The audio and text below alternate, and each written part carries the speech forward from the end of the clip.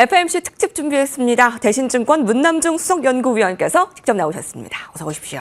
안녕하세요. 네, 먼저 FMC 결과와 파월 의장의 주요 발언을 화면으로 만나보겠습니다.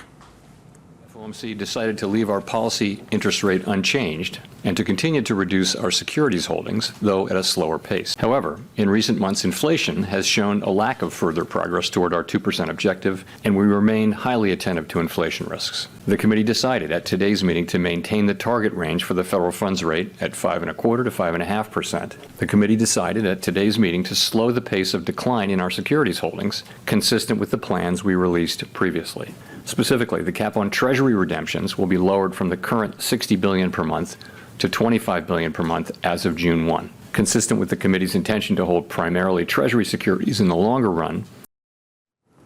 네, 금리는 예상대로 동결되었고요. 이제 QT 축소 완화 이 부분이 좀 시사가 됐는데 어떤 의미를 가질까 궁금합니다. 분석 부탁드릴게요.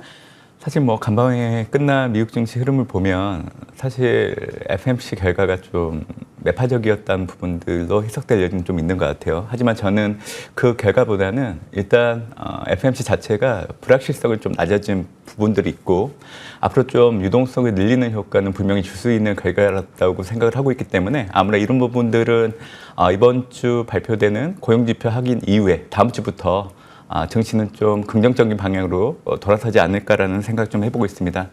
사실 뭐 금리 동결이라는 부분들은 이미 시장에서 생각을 하고 있었기 때문에 크게 벗어나지 않은 부분들은 있지만 저는 통화 정책에 대한 불확실성을 낮춰준 부분들은 분명히 있다라고 생각을 하고 있거든요. 일단 시장에서 좀 관심을 가장 많이 보였던 부분들이 이제 금리 인상 여부인데 사실 그럴 가능성이 없다라는 부분들을 언급을 해줬기 때문에 사실 FMC 일정 기자회견 중에 이 발언이 나오고 나서 이제 시장에 올라가는 모습들이 나타났던 거죠. 네. 그렇기 때문에 저는 이 부분이 FMC 내에서도 가장 크게 좀 관심을 가져야 되는 부분인 것 같고요.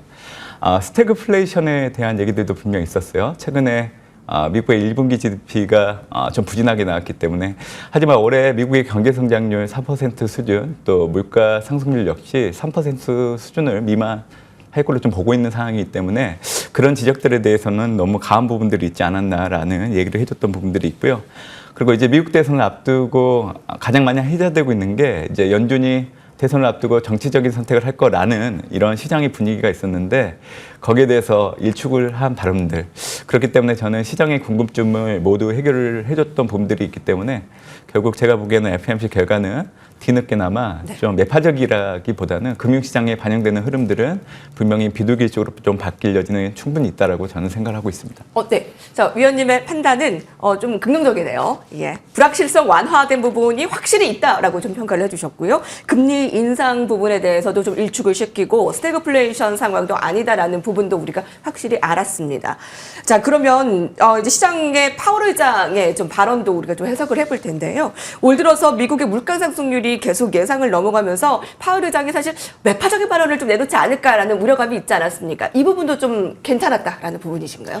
사실 파월 연준 의장의 발언은 기존과 달라진 건 없어요. 결국 물가의 경직성을 염두에 둔다고 하면 현재 긴축적인 통화정책 수준을 계속 유지를 해야 된다는 얘기였기 때문에 중앙은행 입장에서 충분히 할 수 있는 발언이라고 생각을 합니다. 다만 저는 이 물가의 향방을 놓고 봤을 때 가장 중요한 포인트는 기대 인플레이션율을 낮출 수 있는지 여부입니다. 그래서 최근에 파월 연준 의장부터 연준 의원들의 발언들을 놓고 본다고 하면 기대 인플레이션이 더 낮아지기를 원하기 때문에 경계심을 좀 가져야 된다는 발언들을 계속 해오고 있었던 상황이기 때문에 이 부분을 염두에 두고 올해 금리 인하를 단행하지 못한다고 얘기하기에는 어려움이 있다라고 생각을 하고 있고요.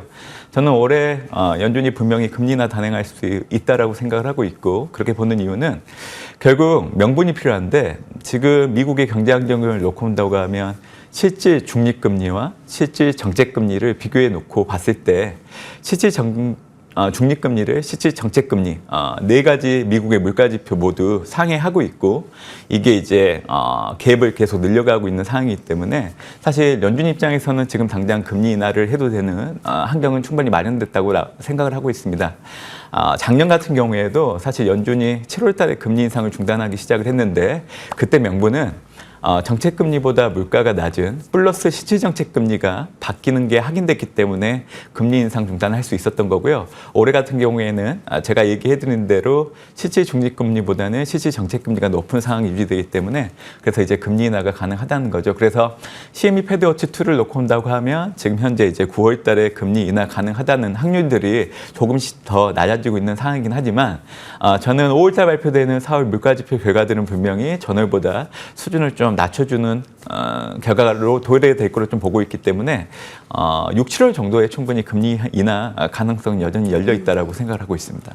예. 이 부분 더 여쭤보려고 네. 했는데요. 사실 이제 스태그플레이션의 상황은 아니다라고는 했지만 여전히 높은 이제 인플레이션에 대한 이 부담감 있습니다. 그래서 지금 연내의 금리 인하에 대한 횟수보다 이제 연내 가능 여부가 먼저라는 이제 시선도 있는데요. CME 패드워치에 따르면 1회 예상 비율이 가장 많았고 2회라고 보는 비율보다 0회 비율이 더 많았더라고요. 네, 맞습니다. 근데 어떻게 좀 6, 7월에 가능하다라고 네, 보시나요? 저는 가능하다 오, 예. 생각을 하고 있고 지금 올해 한 번 정도 인하한다는 네. 생각을 하고 있어요. 그리고 내년 3월 정도 돼야 다시금 금리 인하를 할 수 있다라고 생각을 하고 있죠.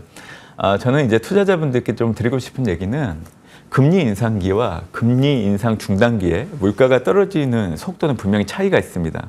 지금 현재 시장은 금리 인상기에 물가가 떨어지는 그 눈높이를 기준으로 놓고 올해 물가가 떨어지는 속도를 비교를 하고 있기 때문에 당연히 부합을 하지 못하고 있는 상황이죠. 저는 그런 차원에서 올해 발표됐던 1월과 2월 물가지표 결과 분명히 시장에게 올해는 물가에 대한 인식을 좀 전환을 해야 된다는 거를 좀 알려주는 그런 가이던스 역할을 했다고 생각을 하고 있고 저는 그 가도기가 지나가고 있다고 생각합니다. 그래서 5월 발표되는 4월 물가지표 결과 확인하고 나서 그 이유를 놓고 온다고 하면 아마 시장이 금리 인상 중단기 그리고 금리 인하를 앞두고 있는 시점에서 물가가 떨어지는 속도는 분명히 차이가 있다는 인식이 커질 걸로 좀 보고 있기 때문에 4월 하반월 보름도 채 안 되는 기간 동안에 사실 물가 인식 그리고 연준의 통화 정책과 관련해서 매파적으로 바뀐 게 얼마 안 됐거든요. 그렇기 때문에 저는 짧은 기간에 다시금 또 분위기는 반전될 여지는 있다고 생각하고 있기 때문에 투자자분들이 물가에 대한 인식을 좀 달리 바라보는 부분들이 필요하지 않나라고 생각하고 있습니다. 네.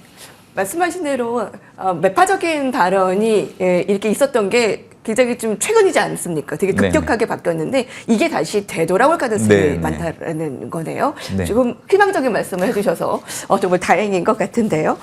자, 그럼 이제 국채 발행에 대한 좀 질문도 들어볼까요? 뭐 세수 비상 좀 메울 수 있을까요? 이 미국의 2분기 차임 예상치 56조 원 상향 국채 발행 늘어날까? 또 어떤 영향 좀 예상하실 수 있습니까?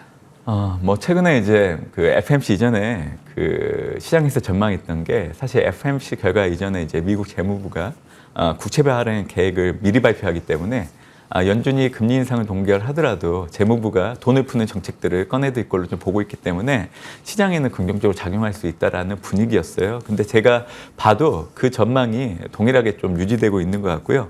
지금 재무부가 2분기 민간 차입 예상액을 2,430억 달러 정도 추정을 하는데 이게 1월 말과 비교를 해보면 좀 상향 조정된 부분들이 있습니다. 410억 달러 정도.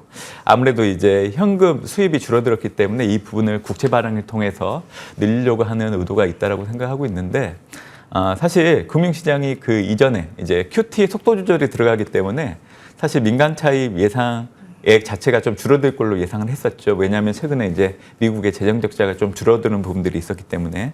하지만 이제 이 시장 결과와는 다르게 발행량을 늘리는 부분들을 놓고 온다고 하면 단기적으로 놓고 온다고 하면 사실 시중에 돈을 푸는 효과를 기대할 수 있는 부분들이기 때문에 긍정적으로 작용할 여지는 있는데요.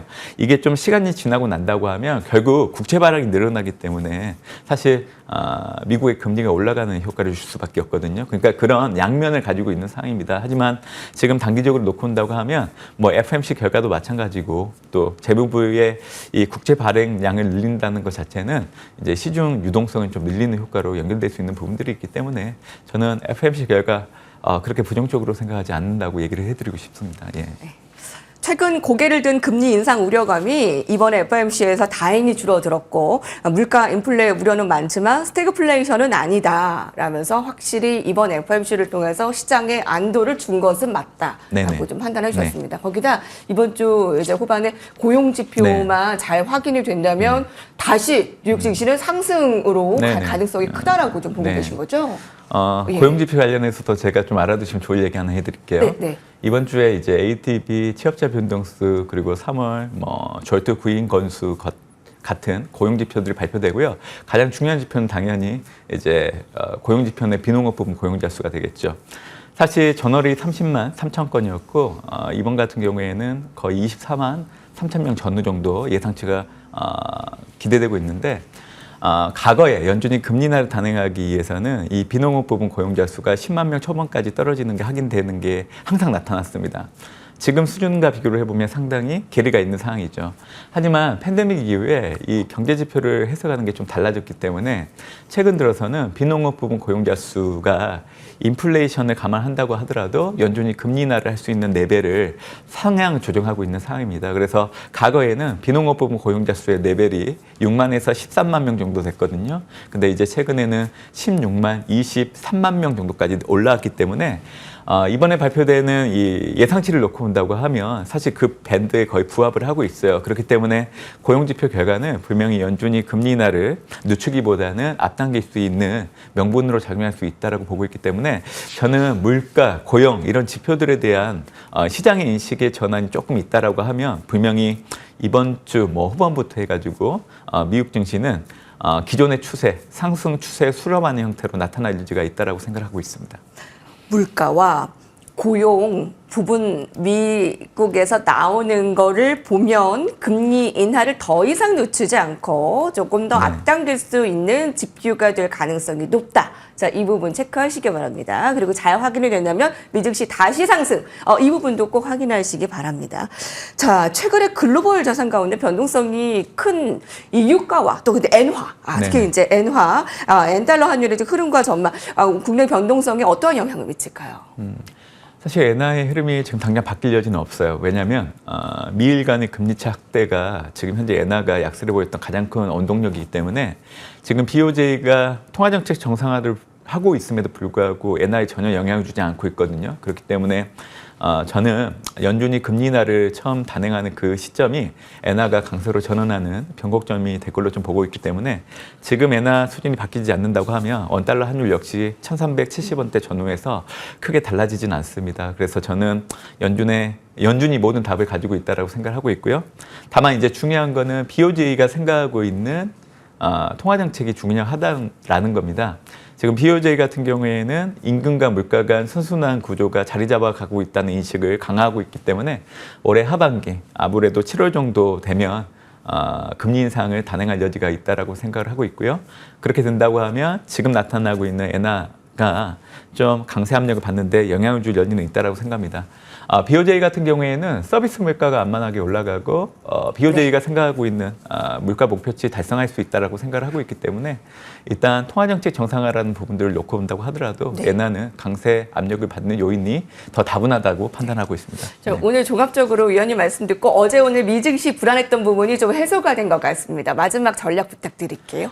사실 5월 달에 주식을 팔고 떠나라는 투자 격언이 있긴 있는데 최근 10년 동안 데이터를 보면 유의미한 관계는 없습니다. 미국 증시는 이번 주를 기점으로 해서 점진적으로 안정을 되찾아갈 여지는 상당히 높다고 생각하고 있고요. 지금 현재 미국 증시가 더 올라갈 수 있다는 가장 큰 이유는 플러스 실질정책 금리가 유지된다는 부분들, 올해 연준이 금리 인하를 단행한다는 대응은 바뀌지 않는다는 거, 그리고 올해 1분기 기업 실적은 기대치보다 높게 나올 여지가 있다라는 거, 그리고 AI 붐을 놓고 본다고 하면 사실 AI 반도체 관련된 기업들의 매출 늘어날 여지가 있기 때문에 저는 긍정적인 요인들이 더 다분하다고 판단하고 있는 상황입니다. 네. 말씀 감사합니다. 대신증권 문남중 연구위원과 같이 저희 프로그램 인사드리겠습니다. 감사합니다.